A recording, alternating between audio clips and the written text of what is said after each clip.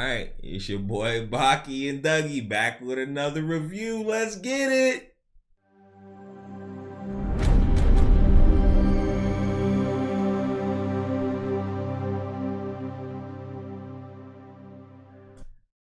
All right, so this time we're gonna start a new series here.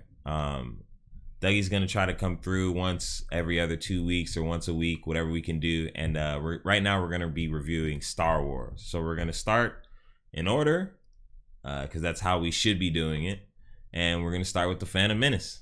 Yes, the Phantom Menace, the Phantom Menace of Star Wars movies. Very true, very true. This is the one that started it all, folks. This is the one that started all the prequels. We got to see a prequel for everything now. We got to see how Hannibal started. Everything. We got to see every prequel. Star Trek started. Everything. Every time. Got to see how Aliens started. I want to see how Kirk was born. I want to see how Kirk's dad was born now. Oh, shit. What about his dad? What about Kirk's ancestors that settled in Iowa in the 1800s or some shit? Oh, see, now that's we don't good. Even have to be sci-fi. It can be Western. That's true. That's true. And he can be just as much of a Kirk. That's all it is. Prequels. We come out west as Manifest Destiny. Thing. Prequels, baby. I'm just gonna fuck the red bitch. That's in the future, my great grandson's gonna fuck the green bitch. But for now, I want to fuck the red bitch. That's it, man. The prequels is what it is, and that's what this movie created. Now, how do you want to tackle this? Do you want to do good, bad, ugly? What do you want to do? Of course. Okay. This film also started. Let's do a little background about it first. Well, it started the huge CGI battle set piece. You wouldn't have had the end of Endgame, Return of the King. You name it. Really, this started it all. I mean, honestly, like it took well, let's just start with the good. The Phantom Menace took the Star Wars mythos and exponentialized the scope for a whole new generation of fans.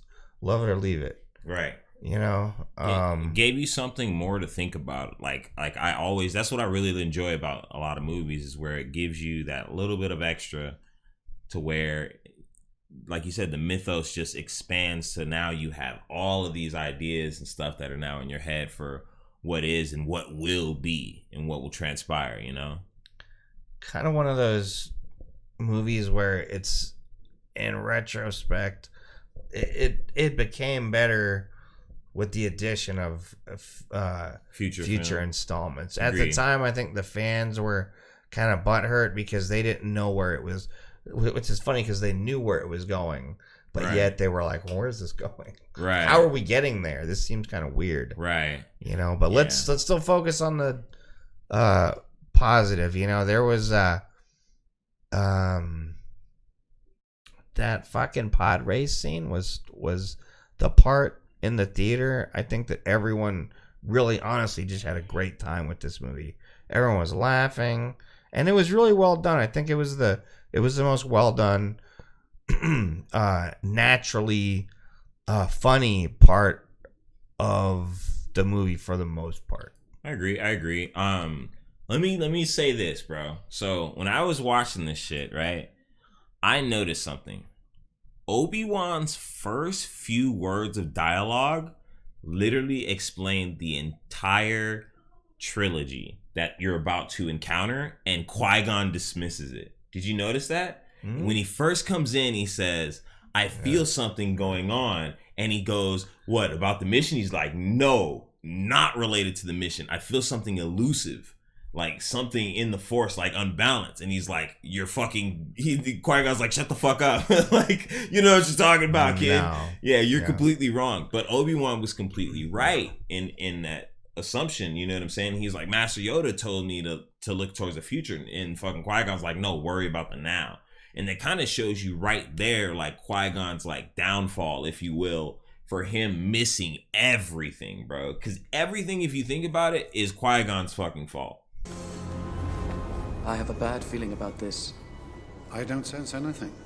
It's not about the mission, Master. It's something elsewhere. Elusive. Don't center on your anxieties, Obi-Wan. Keep your concentration here and now where it belongs. But Master Yoda said I should be mindful of the future. 100%, bro. If Qui-Gon didn't fucking take them and then he made him disciple, we wouldn't have Anakin where he was. You would have never recruited him. Yeah, but Darth Sidious was the one that sent him there in the first place. True. You know?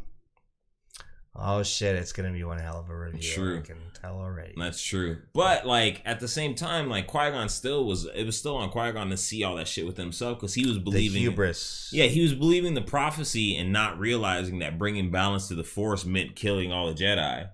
Because the Jedi are winning right now. You know what I mean? Depends on your point of view. Yeah, exactly. So the Jedi are technically evil, you know, well not evil, but they're winning and their force is higher than anything the Sith ever had right there at that point.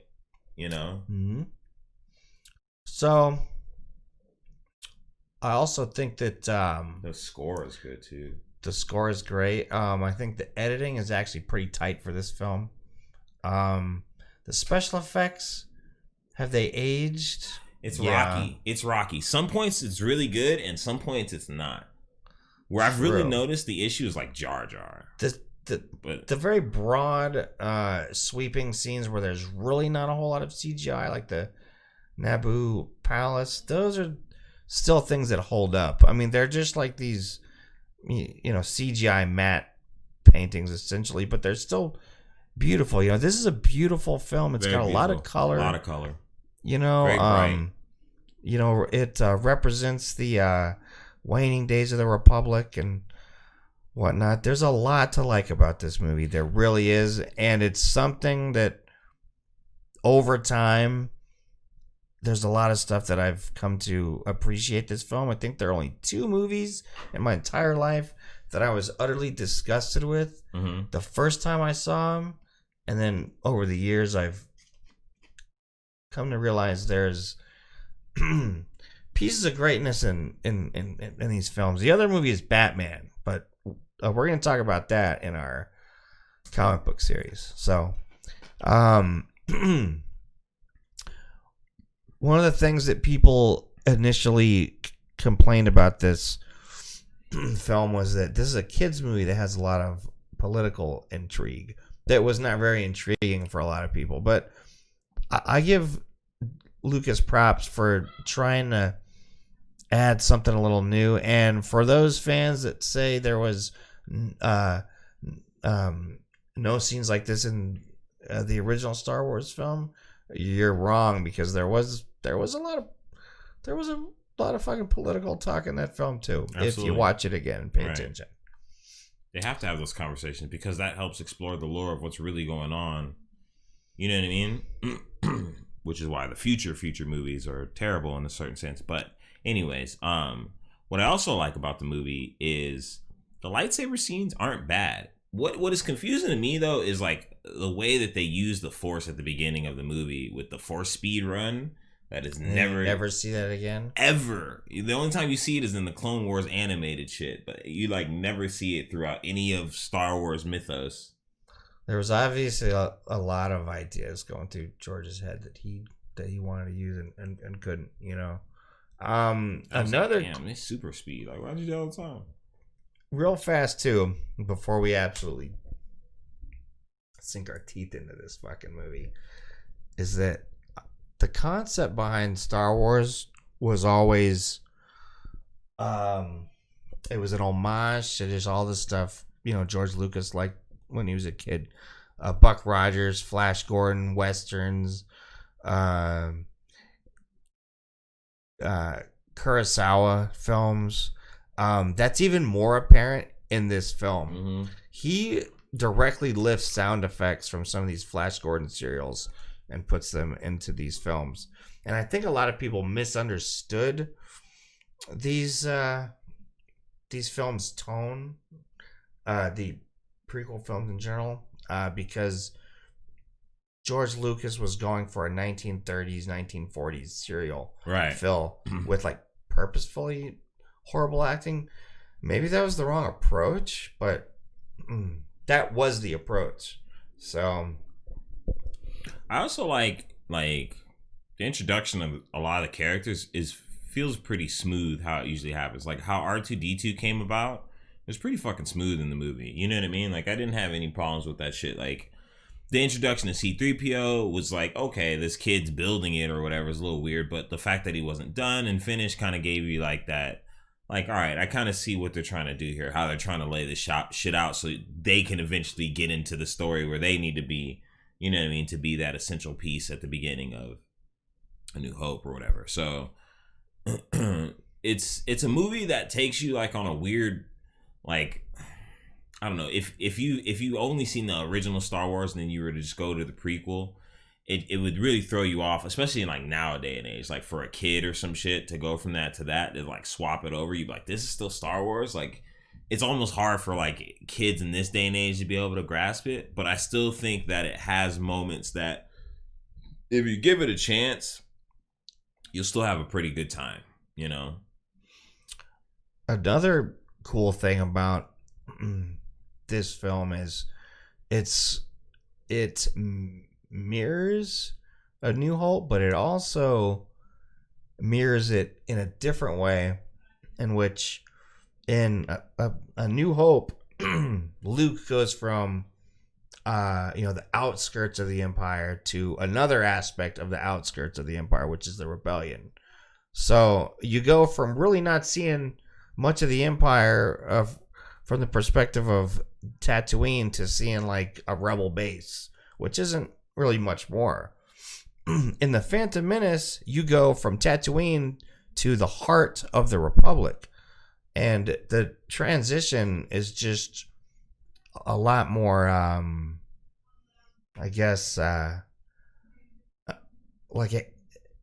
Luke goes from one fringe point of the Empire to another fringe part of the Empire, whereas Anakin goes from the fringe to the heart of it.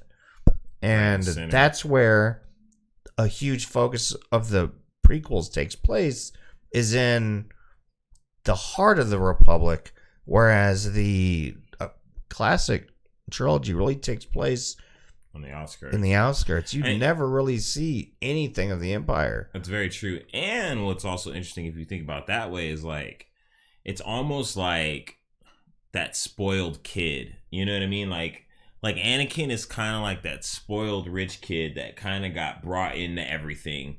You know what I mean? To where he never really got to learn his own perspective and was easily manipulated by outer sources because he never really had something to fight for or fend for in himself, right? But then you got Luke, who's the opposite, and he kind of did have, he was like, it was more scruffy for his upcoming. You know what I mean? Like Tatooine was a lot longer for him to be there than Anakin. Anakin was only there till what was he, 10?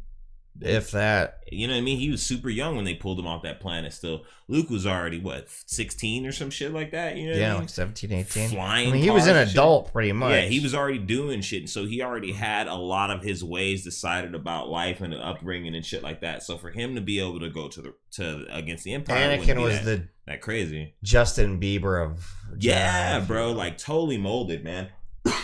He's like, doesn't realize what really is. He just kind of just goes with the motion of it. But he's still too old to be trained.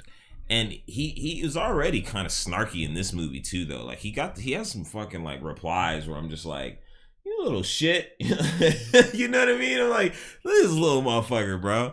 Like he just seems like a little asshole, bro. And you know that gradually goes further and further as you get along in the trilogy. So like you said, it was what Lucas was going for in a sense, like. And in that aspect, he nailed it, you know? Now, the one thing I think we should also talk about, like, is, like, which of the versions are we watching? Like, did you watch the one with the original Yoda puppet, or did you watch the one where they changed the Yoda? I've seen both. I have the Blu-ray one. Which one do you prefer, if you had to choose? Honestly, I think the CGI Yoda is a slight improvement. It is. I agree. Because for some reason, the original Frank Oz puppet doesn't work like the original one. Is weird for some reason. And his movements don't work. I don't know. I can't put my finger on it, but There's just no like uncanny valley Yeah. with this one. He looks like a puppet. Yeah, and with the CG Yoda, it actually makes it look a lot better in my opinion. Like because it now shapes it across all three of the movies. Yeah. You know what I mean? So he looks normal and shit across all three movies. Yeah, I love the final scene, or not the final scene, but the final fight between like Darth Maul, Obi-Wan, and Qui-Gon. You know, the duel of the fates. All of that shit is amazing. Still, you know, even watching it still, I was just like, man, this is just such a good fucking scene. Like it really isn't duplicated until I guess the third movie, if you think about it, because even the second movie they really have nothing like it. And people really don't realize that, like the original Star Wars, this movie was challenging to make, and they actually produced this film, I think, up until the weekend it was released. Honestly, they did so much new shit for this movie. You know what I mean? Something else that actually looks pretty good, like you were saying, is like you're saying, like the outer shots, but Gungan City, when they're like first pulling up on Gungan City, looks fucking super sick. See, that hasn't really aged, Yeah. but you know, like the backdrops haven't aged. It's when you get into the movements of the fucking. You can get into the bad if you really All want to right, talk about it, bro. So let's get to the bad. Go first, buddy. Bro, Jar Jar is just, that shit is just so hard to even watch. Like, and I don't mind his fucking Caribbean accent or whatever the fuck, bro. But like, the way that he interacts with Qui-Gon and Obi-Wan sometimes, it's just like, it just feels so fucking phoned in. I mean, as far as function, he's pretty much the Wicket of the Phantom Menace. His sole purpose is to convince the Gungans to fight. Yeah, well, I guess, true. but but the princess is the one that convinces them, right? Yeah, he was the one to introduce him, basically. If you think about it, because he was fucking forbidden anyway. He wasn't even supposed to be down there and shit. So his real function in the overall story arc was to get Palpatine to power. He's fucking evil. We just found out. There you go. It's real. And that's, you know what? And then in the review of Attack of the Clones, we're going to talk about why that film is actually way worse than the Phantom Menace. 100 times worse. But because of shit like that. Yeah. But yeah, Jar Jar just in general, man, was very annoying. And I hated how, I don't like when characters like accidentally do dope shit. I don't like that shit. Like, you know what I mean? Like when he was fucking up and getting fucked up, it's cool. But when you're like taking down tanks and shit, it would have been doper if like for the whole movie you think he's this dumbass, and at the end he's just raw. Dual wielding, right? Yeah, he's like badass. That would be sick. Like that's why I got kicked out. Right? You know, that would have been dope, bro. But he's just so goofy, man. And like that's what I was honestly waiting for. Honestly, right. It never happened. It never happens, man. How'd you feel about like the droids being the main enemy? Like, I thought it was kind of a cop out, like a chance to show off how awesome we can do the CGI. right? And they didn't feel like a threat, really. I understand the purpose, but they also look very non-threatening, dude. If you're gonna do a droid army, do like some Terminator-looking shit, Right. You know, they look like their necks are so fragile. They're just goofy. Like the prequel trilogy just has this overall goofiness about. I mean, maybe those fucking battle droids are supposed to be dopey. I don't know. They're just kind of stupid, though. Agreed. They kind of make you just go, oh, how Agreed. dumb. Agreed. I think that was one of the bigger things. They look stupid. They look dumb. And the way that they slice through them too is just kind of just doesn't really. It doesn't give you anything. Roger. It doesn't give you anything when Obi-Wan and them are tearing up droids. Yeah. You know what I'm saying? You don't feel anything at all, really. Boss Nass is like the worst aged CGI character, I think. Yeah, in the history of CGI characters. He looks really bad. Yeah, he hasn't aged too well. He looks like the singer for The Cure right now. Yeah. Like all the time. Like, yeah, he looks really, really bad. And And what's crazy is like a lot of the puppet stuff still looks good though. Like the Viceroy and all that shit. Like they all look fine. You know what I mean? Yeah. I would say even what's his name kind of holds up a little bit. Watto holds up a little bit. He's decent when he's moving around and shit. But yeah, the fucking Gungan leader, bro, he's just hard as fuck to look at, bro. Like, man, when he does that cheek move and shit that he does, bro, yeah, I don't know why you would even. The whole dynamic with Anakin that. and Padme is very strange. When you think about it, watching this movie, knowing where it goes, it's extremely strange. And like, I'm still confused to this day. Like, are we, the audience, supposed to be fooled that Padme's bodyguard is really her, or that confused me too? Like for the longest, or like, time. are we supposed to know the whole time from the toys? Right. Like you know what I'm saying? That's what confused me for the longest time. Was like, are we not supposed to know that she was the queen the whole time? Like, are we as the audience supposed to be like, wait, is that Keira Knightley or right? It's very confusing. But we already know who it is from the fucking trailer.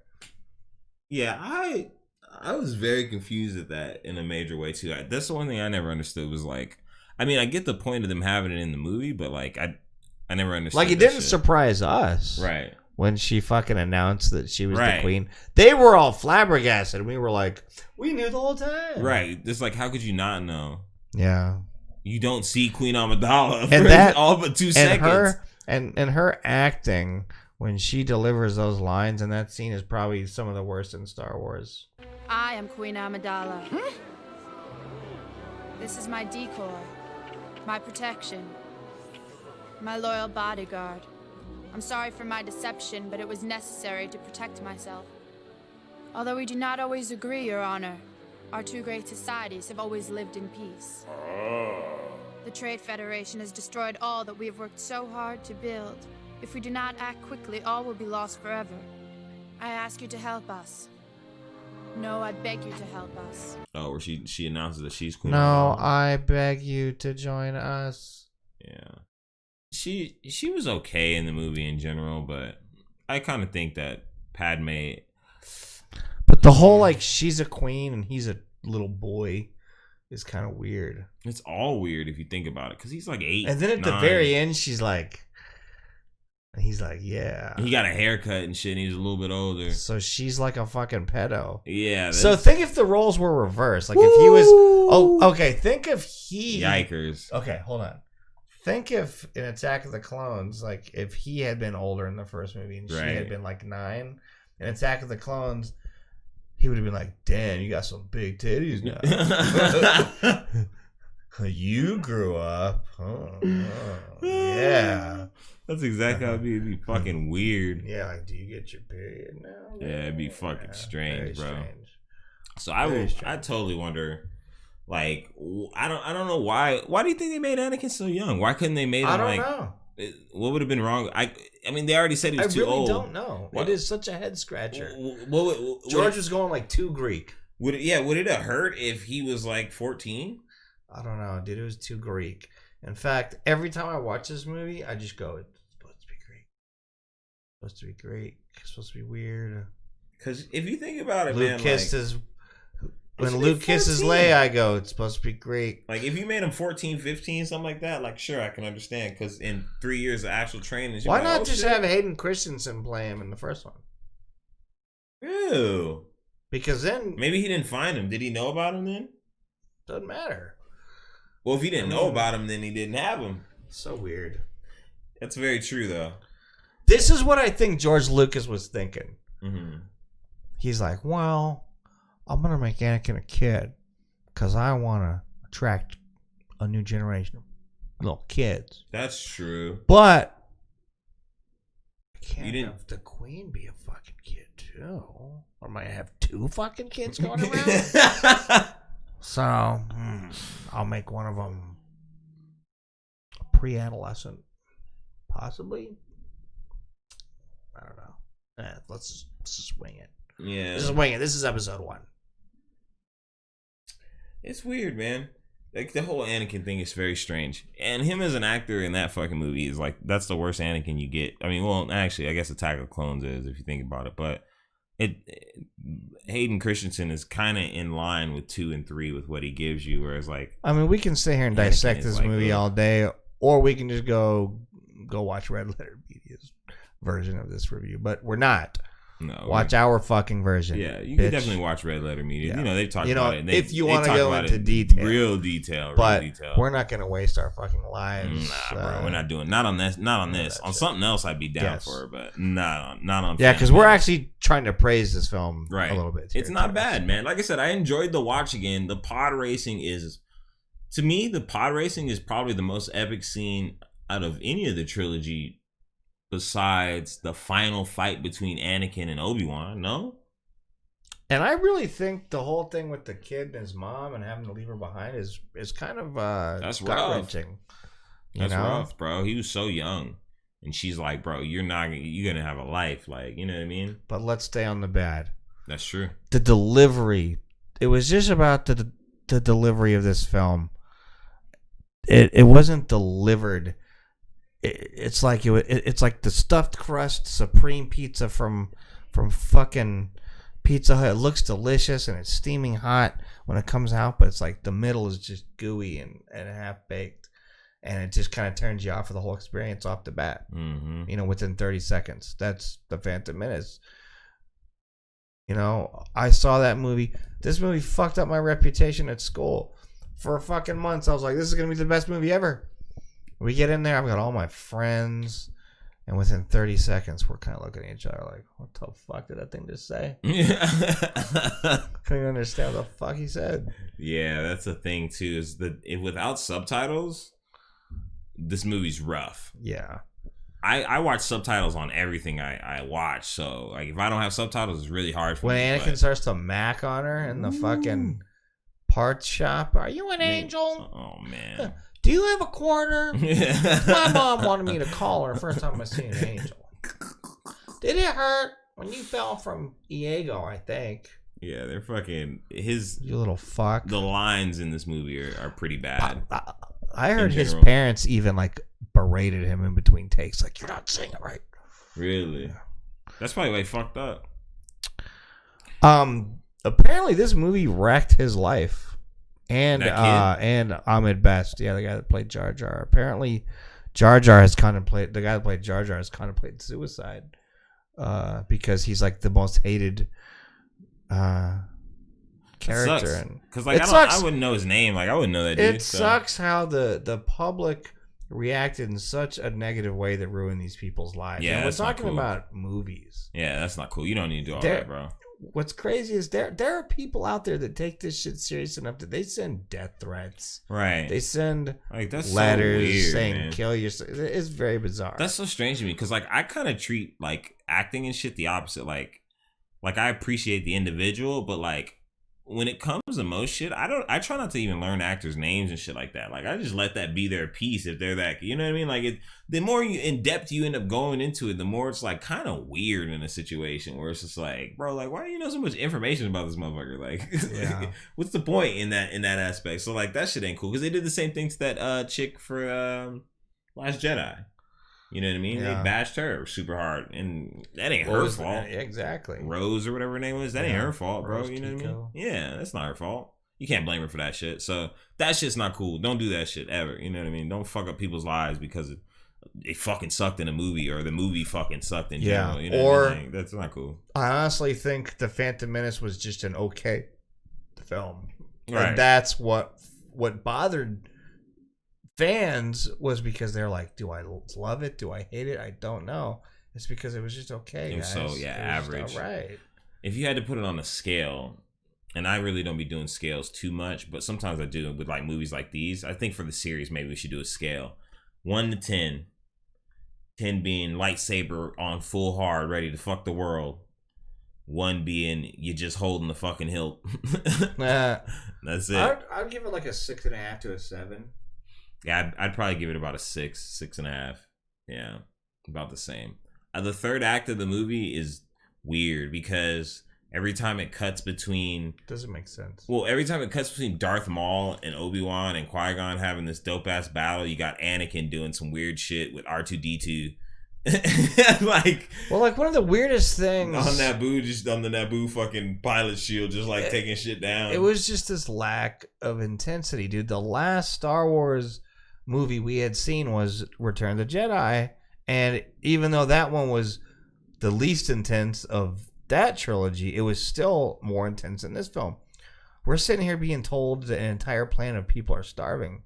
Show us some concentration camp, something. There's none of that. Yeah. I mean, I guess you can do, with film, it's kind of show me, don't tell me, but that, it's just weird, dude. The original Star Wars movies, I don't think people realize how minimalistic those fucking movies really are. Yeah. Yet they have these grand scaled set pieces, But, guess we could still stay on the ugly. There was a lot of horrible racial stereotypes in this. Was there? Well, I guess the Trade Federation were like the Japanese or Chinese, and then Watto was like the Jew or Arab. Watto was pretty fucked up. That was pretty fucked the up. The Gungans were like Jamaicans. Yeah, the whole Caribbean thing was weird, bro. And then you get to fucking Coruscant, who's the president, a British white guy. All the soldiers are white guys.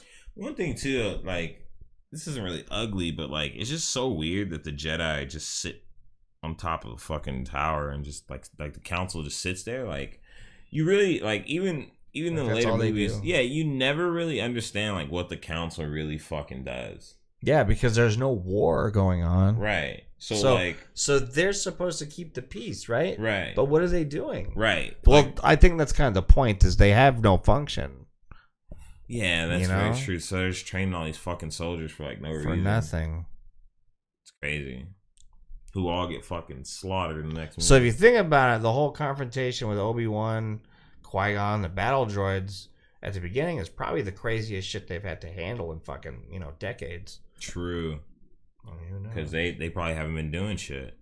Like I'm saying, there's like nothing going on. They just train. They probably just walk around and talk shit. Nah, you're not going to do that. No. Yeah, exactly. No, wrong.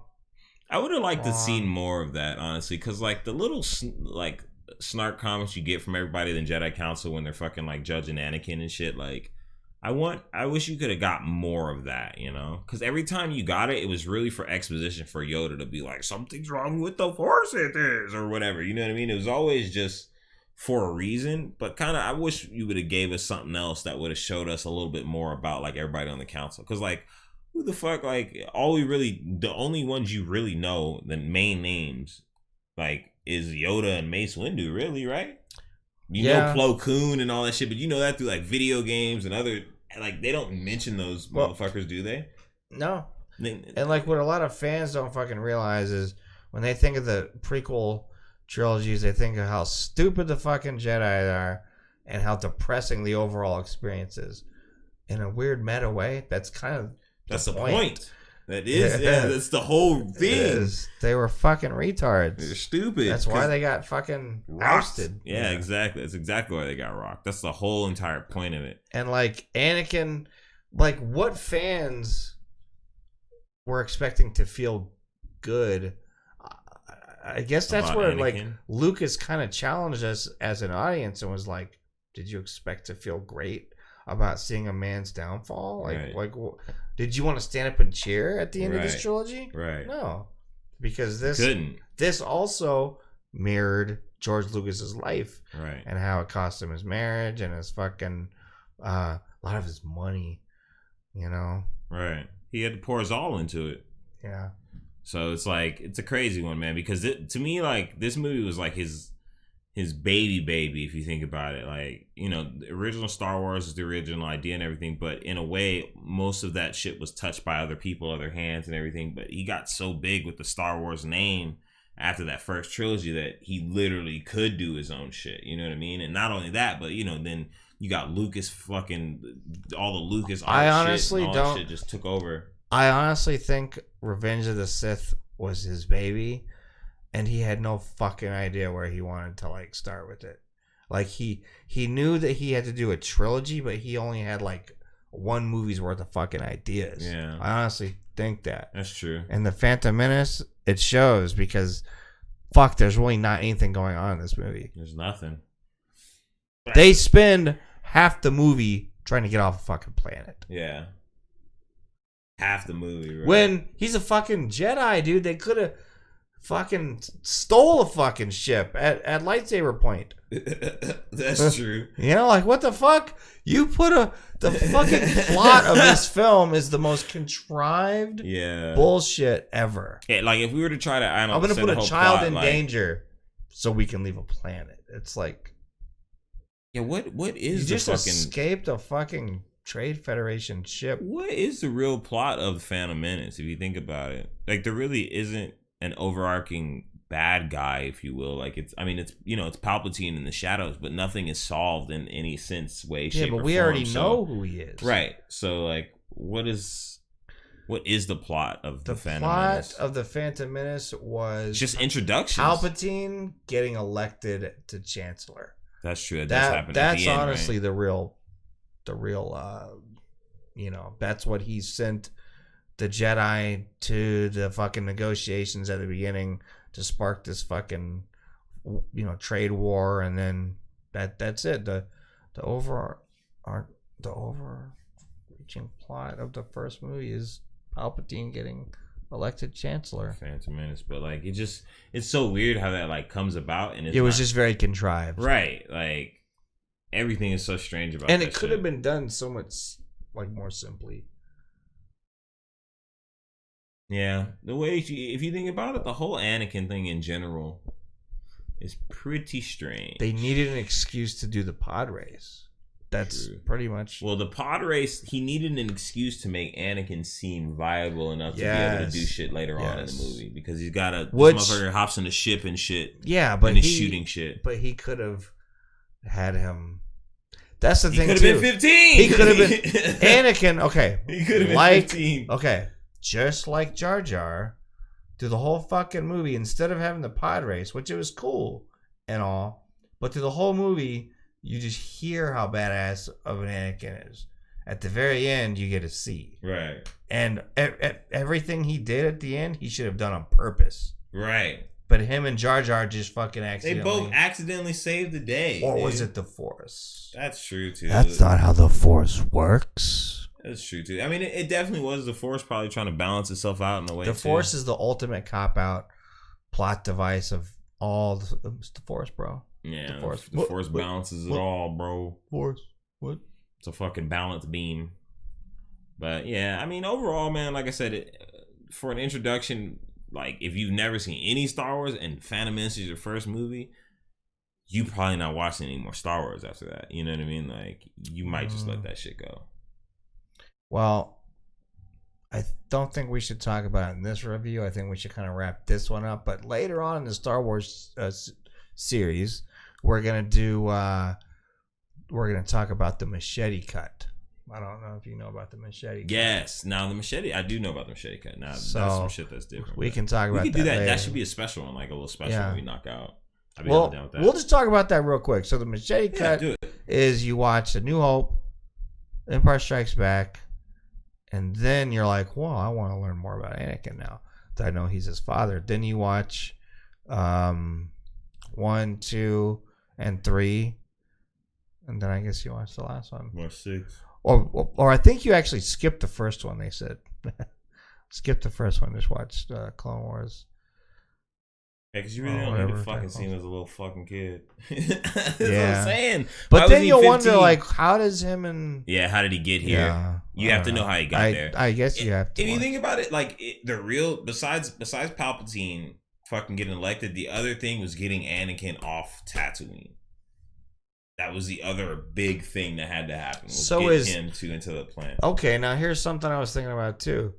So, a lot of fans have been saying, well, it's really stupid that Rey ends up on top at the very end of the saga because she's Palpatine's granddaughter. But if you think about it, the Skywalkers and the Palpatines are possibly related in the respect that Anakin, it was kind of vaguely hinted at being made by Palpatine. Could have been made by Palpatine, but it's kind of one of those things that's up in the air. Well, supposedly it was like, I think it's in like one of the comics or some shit. There's like, maybe I can find it and I'll put it up. And I think he's like fucking already doing his magic trying to get her pregnant or some shit like that. You know what I mean? With the fucking Force. So that might be the thing too. And that's probably why it is. That's the way what's it is. cool is that even though the prequels are all about, answering some of the questions that we had about the original trilogies, it actually opens up a lot more questions. And there's actually, there's more lore.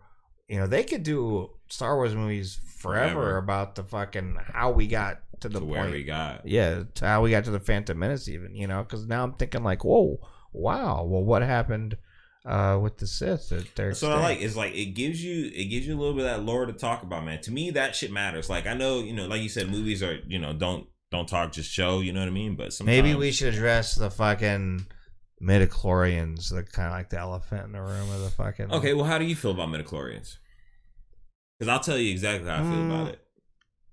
Well, a lot of fans, I think, misunderstood that the midichlorians aren't the Force. They're just these creatures that are telling you the will of the Force. So the Force still remained mystical if you really look at those few lines and what he was trying to say about the midichlorians and the Force. But I still think they just could have left it alone. Well, here's how I think about it, right? You're at the height of the fucking Jedi, bro, right? Like, the Jedi know more about just information right now than they've ever known in possibly at any given time, right? They have a library dedicated to this shit. So to me, midichlorians is just a scientific answer for the Force. And that's it. And it kind of got washed away when fucking Anakin destroyed all the shit in the third movie. Then you get, this little gap of time. Luke is grown now. Now nobody knows about the Force anymore. All that information is gone. It's basically the Force. You know what I'm saying? It's just like mystical. That's how I always look at it. It's like it was just like a scientific answer that they've probably just accumulated over time. These niggas probably named it midichlorians they goddamn self. You know what I mean? Now that's kind of a good example of how the Jedi just became more like science driven than feelings. Which is why they got fucked over. Because I'm telling you, dude, Obi-Wan says it at the very beginning of the movie. I'm going to put it in there. But he's like, yo, I feel something is wrong about this. And he's like, the mission? He's like, no. Like we're in a movie, nigga. You know what I mean? Like, he's trying to tell you that. And fucking Yoda and Mace Windu know something bad is from the jump, too, they feel it, because they're still a little bit in tune with that. And the thing is, society is like molding them to be at this spot, and it's blinding them almost. You know what I mean? They're so high up. They're at the very top of all these towers and shit. They missed the whole point of it. Palpatine is using that too. Yeah, he knows. He knows because he knows in plain sight. Right. In plain fucking sight. Because he knows that they can't. They're just fucking falling into their own gag and going too deep into their own shit without really looking back on shit. Because if they really had more reflection on that, they would have found that out instantly. In closing, I do want to point out that I think George Lucas's worldview changed a lot from the time he directed A New Hope until The Phantom Menace. People didn't give him enough credit that he went that long without directing a movie. That's a big fucking responsibility. And his difference in worldview shows that he learned a few things about the way the world works making Star Wars and the way he depicts how Sidious operates with his whole divide and conquer Machiavellianism, if you will. So that's all I got for the Phantom Menace. So same, man. It's a decent watch. Make sure you guys, give it a watch it with us, you know what I'm saying? Come back, leave a comment if you guys like these things, you know what I mean? Subscribe, baby. We just hit 250 subscribers the other day, so we growing every day. We're going to try to keep this series up, keep it pushing. See you guys on the next one. Baki and Dougie signing out. Peace.